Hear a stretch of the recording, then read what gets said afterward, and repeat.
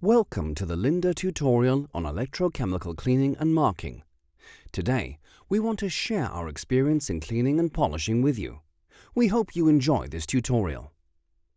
Today, we are using the SuperCleanox VI cleaning unit from Reuter to electropolish TIG welding seams. First, connect the ground cable and attach it to the workpiece. We recommend that you always connect the ground cable directly to the workpiece you want to clean to prevent short-circuiting. To start the cleaning process, connect the carbon fiber brush. The carbon fiber brush is made up of over 1 million individual carbon fibers. Electrical arcs are generated at the end of every tip. These play a crucial role in the cleaning process. Fill the wide neck container with approximately 2 cm or 1 inch of cleaning electrolyte. Next, switch on the device and turn the dial to the setting you need. Dip the carbon fiber brush into the wide neck container until it is completely soaked with electrolyte. Shake some of the electrolyte off the carbon fiber brush before you remove it from the container. Now gently place the carbon fiber brush on the workpiece and move it lightly over the weld seam. The carbon fibers should always be kept vertical to the surface of the workpiece to ensure that the electric arcs are generated at the tips of the carbon fibers.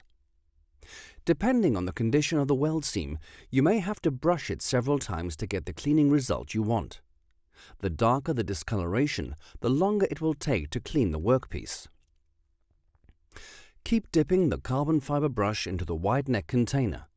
This removes the dissolved oxides while at the same time replenishing the brush with new electrolytes. For the best results, stir the brush around 2 to 3 times in the wide neck container. This ensures maximum cooling of the electrodes and extends the service life of the brush. Once you have completed the cleaning process, immediately spray the surface of the workpiece with water.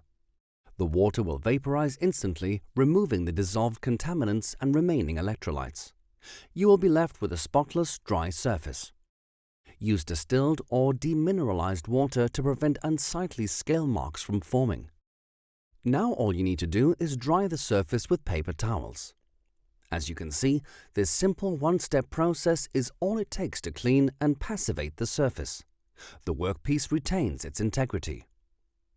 You can also use this unit and brush with direct current, DC, to electrochemically polish a workpiece and achieve a high-gloss reflective surface. Now, let's move on to marking. Marking involves more than simply applying paint particles to a metal surface. It is an intentional oxidation process that penetrates the surface of a metal workpiece. It therefore leaves a permanent mark that cannot be easily manipulated once it has been made. Connect the red marking tool to the 90-degree electrode with white felt. Now, turn the unit back on again and set the dial to the Cleaning with Brush plus Marking Dark setting. Make sure that the area you want to mark has been thoroughly cleaned before you start. Drop some of the marking electrolyte onto the felt until it is completely coated. Now, position the marking tape or template onto the workpiece and press the entire surface of the marking stamp vertically onto the tape, applying equal pressure at every contact point. Brush slowly across the tape, applying gentle pressure.